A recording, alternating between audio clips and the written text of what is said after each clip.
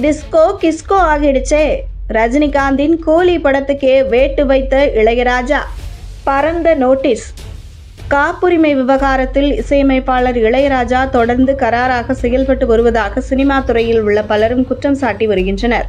நீதிமன்றத்திலும் அது தொடர்பான வழக்கு நிலுவையில் உள்ளது. ஒரு படத்துக்கு சம்பளம் வாங்கிவிட்டு இசையமைக்கும் இசையமைப்பாளருக்கு அந்த பாடல் எப்படி சொந்தமாகும் என்கிற கேள்வியை பலரும் தொடர்ந்து எழுப்பி வருகின்றனர்.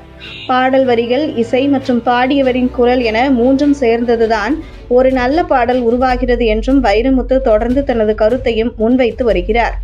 இந்த நிலையில் லோகேஷ் கனகராஜ் இயக்கத்தில் ரஜினிகாந்த் நடிக்க உள்ள கூலி படத்தில் அறிமுக டீசரில் இசையமைப்பாளர் அனிருத் பயன்படுத்திய டிஸ்கோ பாடலுக்கு எதிராக இளையராஜா தரப்பிலிருந்து சன் பிக்சர்ஸ் நிறுவனத்திற்கு தற்போது நோட்டீஸ் பறந்துள்ளதாக அதிர்ச்சி தகவல்கள் வெளியாகி உள்ளன.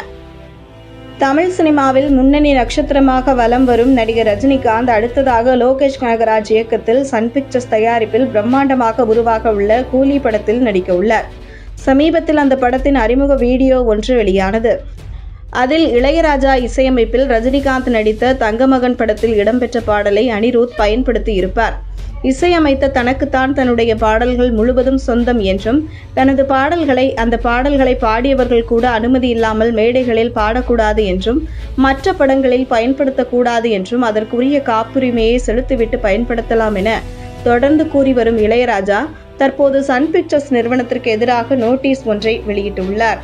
ரஜினிகாந்த் நடித்து வெளியான தங்கமகன் படத்தில் இளையராஜா இசையமைப்பில் வெளியான வா வா பக்கம் வா பாடலை எந்தவொரு முறையான அனுமதியும் பெறாமல் லோகேஷ் கனகராஜ் இயக்கத்தில் ரஜினிகாந்த் நடிக்க உள்ள கூலி படத்தின் அறிமுக வீடியோவுக்கு பயன்படுத்தி இருப்பதாகவும், உரிய அனுமதியை பெற வேண்டும் அல்லது அந்த டீசரில் இருந்து அந்த பாடலை நீக்க வேண்டும் என அதிரடியாக சன் பிக்சர்ஸ் நிறுவனத்திற்கு நோட்டீஸை இளையராஜா தரப்பு அனுப்பி இருப்பது பெரும் அதிர்ச்சியை ஏற்படுத்தியிருக்கிறது.